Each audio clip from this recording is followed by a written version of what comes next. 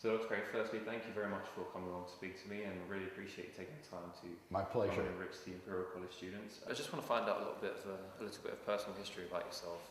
So when did you first become interested in philosophy? I think my interest in philosophy developed during my university years. I took some courses on both Christian theology and then philosophical and courses in literature as well that really sparked my interest in questions that were philosophical in nature. What is truth? How do we discover truth? Yeah. What is the truth of the Christian worldview? It would be during those upperclassmen years of university study. Okay, so was religion always the focus of your philosophy then? Of my philosophy, yes. It wasn't always the focus of my life. I wasn't raised in a Christian home or even a church-going family. But my interest in religious affairs, you might say, preceded my interest in philosophy. I'm a philosopher because I'm a Christian. Yeah. My philosophy flows out of my Christian faith. Okay, and when did you decide that you wanted to make your philosophy and your religion the career that you wanted to pursue? Well, I think this emerged gradually in the course of my university and then postgraduate studies. Yeah. I saw that these deep philosophical questions needed to be addressed in order to commend the gospel to thinking men and women today. In an increasingly secular culture, people have questions about the truth of the Christian worldview. And to ignore or turn aside from answering those kind of questions, I think, would be irresponsible. And so it seemed to me that it was a natural thing to do was to explore the philosophical foundations of and justification for my own Christian faith. Okay, and just on you're on your UK tour currently at the moment, and what made you decide to come to the UK and do these kind of talks? Well, you have to understand that for a long time I'm an Anglophile. I love this country. When my wife and I married, we honeymooned in London, and we always come back whenever we can. And so when I did my doctoral work in philosophy, I came to the University of Birmingham. Okay. And we lived here, and I did my study here. And since then, we've come back on sabbatical to do research. And so when we've got an invitation to do a university speaking tour in the UK, we jumped at the chance. Okay, and obviously with the UK, it's a more secular society in terms of the percentage of people who don't have a religion. Have you noticed, is that evident to you in the way that perhaps you're taken in by the public or seen by the public? Is it a different reaction that you get when you speak in the US to when you speak in the United Kingdom? I don't think that I see this difference personally, because the people who come to our meetings are very interested. Okay. We've been speaking to packed houses. And so I don't see as much the indifferent, apathetic person who doesn't care about these things. By the very nature of the case, the people who come to hear me speak are interested in it, even if they're skeptical or agnostic or atheistic. So there's a kind of self-selection that goes on here, and I recognize that in that sense, we're not seeing necessarily the broader British public, but those who do care about these issues. Yeah. Okay, and in a recent lecture at Imperial College London, I think you cited 7 pieces of rational evidence to lead to the conclusion that Christian God exists. Yes. Why do you think that to many people who are learned in the subject, other people such as Christopher Hitchens, such as Sam Harris, who know a lot about the subject, why do you think that they don't accept these as rational conclusions? Well, now, with respect to the 2 examples you named, with all due respect, I don't think they do know a lot about the subject. Okay. I have debated both of these gentlemen in public forums at universities, and Christopher Hitchens' lack of familiarity with the issues is just astonishing.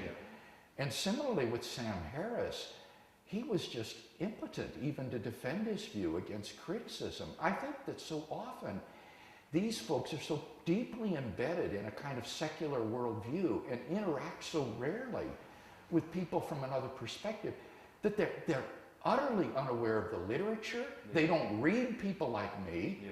They don't participate in conferences with people like me. They don't invite people like me to share the platform with them as I do when I invite them. And so there really is a tremendous ignorance, I find. Many of these folks, I think, rejected the Christian faith as young people, 11 or 12 years of age, and they've never studied it again since. Yeah. Now, having said that, there certainly are many that are philosophically informed and have a different take on the issue. And I would say that a difference of opinion is possible on these deep questions. I have no desire to impugn the rationality of atheists or others who disagree with me. I respectfully disagree with them, and I present my arguments and evidence, but then it's up to people to consider them with an open mind and accept or reject them. Okay. With your rational piece of evidence that you believe leads to the logical conclusion that God exists, that you've presented at lectures such as the Imperial College lecture, do you believe that there is a place for faith in the Christian belief system? Because sort of from my point of view, seeing that you believe that these are rational conclusions, that would lead to the conclusion that faith is not necessary for a Christian to believe in God. So how important is faith, and does it have a part to play in the Christian belief system? I think it absolutely does leave room for faith. In the New Testament, the concept of faith is not a way of knowing something.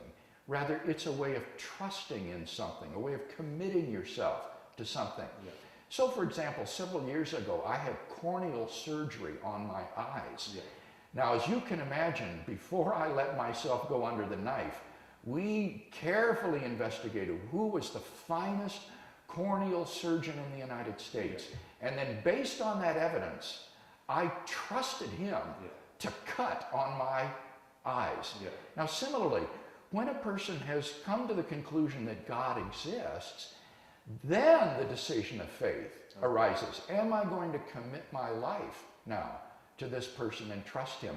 And so the evidence can actually bring you to the decision of faith. Okay, and with the rational evidence, if it was shown in a hypothetical situation that the evidence could be refuted, so if your argument, for example, were refuted to a satisfactory level that you would recognise that they were refuted, would you still have your belief, or would it be in case where it became irrational to believe that? I would still have my belief, because my belief in God is not based on these arguments.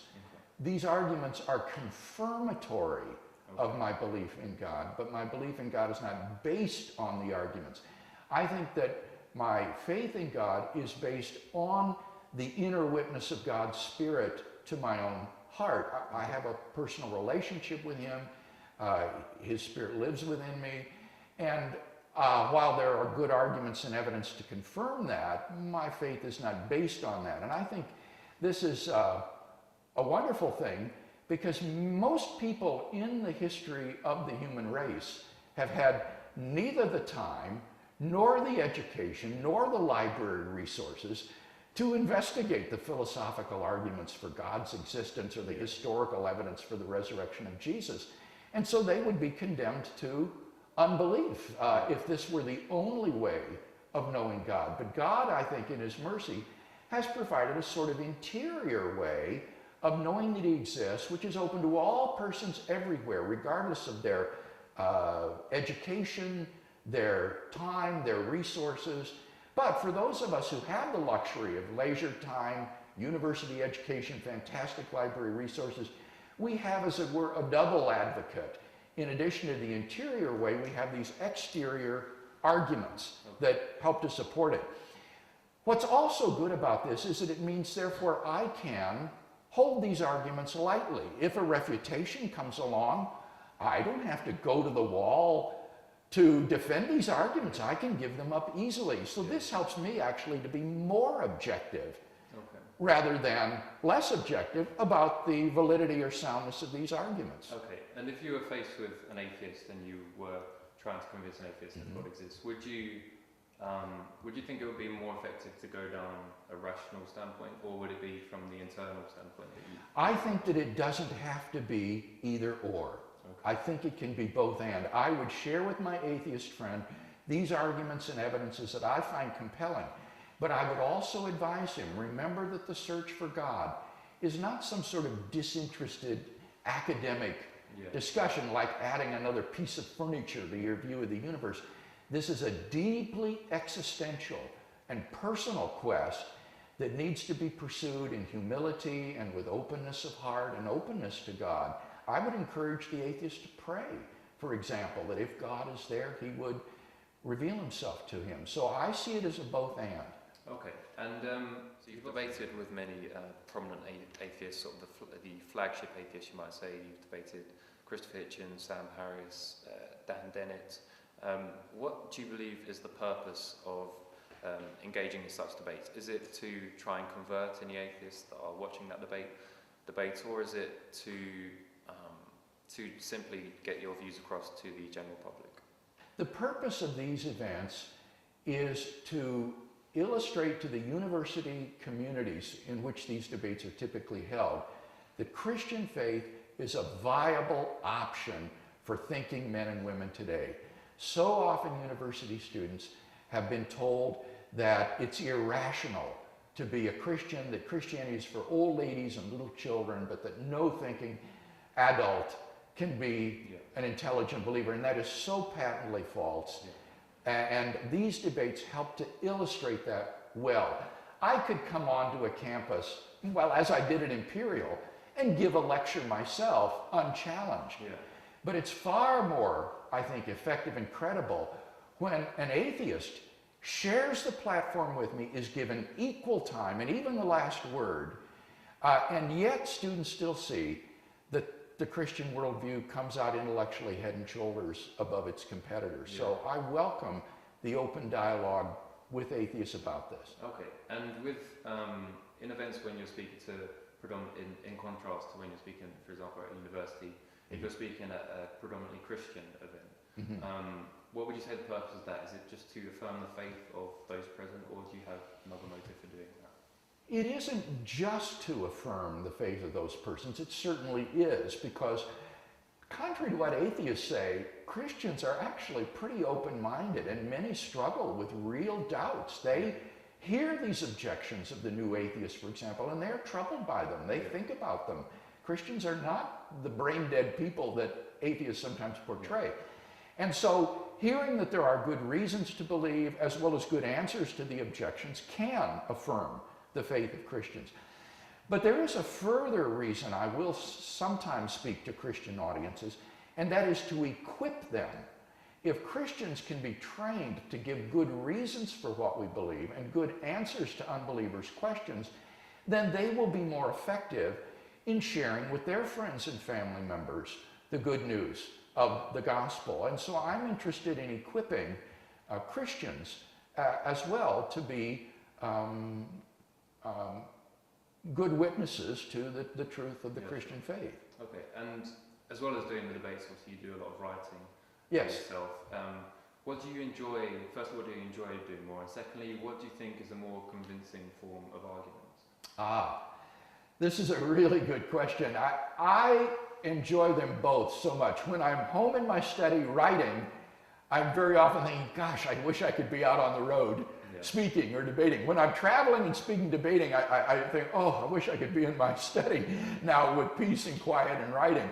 They're both really wonderful opportunities, and I enjoy them both and do both equally. In terms of which is most effective, I once would have said, and I'm still probably inclined to think, that the writing and research is more effective in reaching people, because my circumference of personal contacts is so limited compared to the written word.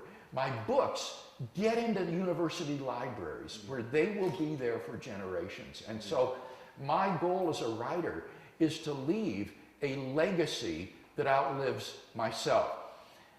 However, since the development of the internet and YouTube, what it turns out is that the number of people who hear me live, say at Imperial College, turns out to be a tiny minority. There will be tens of thousands of people who will watch that YouTube video.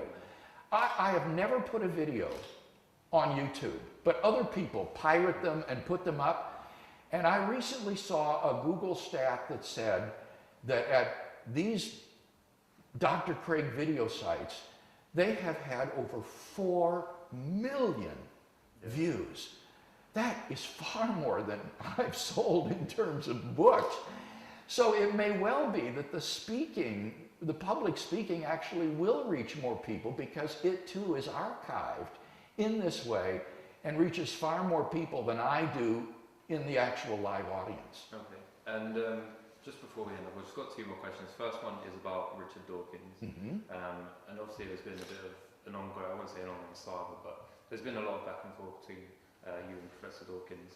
And I was just wondering if you've read his recent article in The Guardian that was published. I have read it, but I want to say there has not been a back and forth between me and Richard Dawkins. I have not responded to any of this. All of this is generated by other people who invite him and me to be in these debates, who have started this bus campaign in Oxford, who have made these YouTube videos. I don't have anything to do with that. I have preferred to just stay out of this and watch as a sort of amused bystander. So yes, I have read the article, but I'm not going to respond. Okay, fair enough then. And just lastly, just want to get your thoughts about the future of this whole debate of the atheist-theist debate. What do you think will be the questions that we're asking in, say, 100 years' time from now? Do you think it will be the same questions? I do. These are perennial questions. I think the problem of suffering and evil and the hiddenness of God will always be the primary reason for doubt about God's existence. And I think that modern science will continue to discover facts about nature and the world we live in which point beyond itself to a transcendent creator and designer of the universe. The moral argument will always be with us because we'll always be asking, what is the foundation for moral values and duties? Do they even exist objectively, or is everything relative? These, I think, are perennial questions that will be with us in 100 years and more. Okay. Well, once again, thank you very much for agreeing to speak to me. I really appreciate taking the time. Certainly, good to be with you. I wish you luck on the rest of your UK tour. Thank you. Thank you very much. Sure.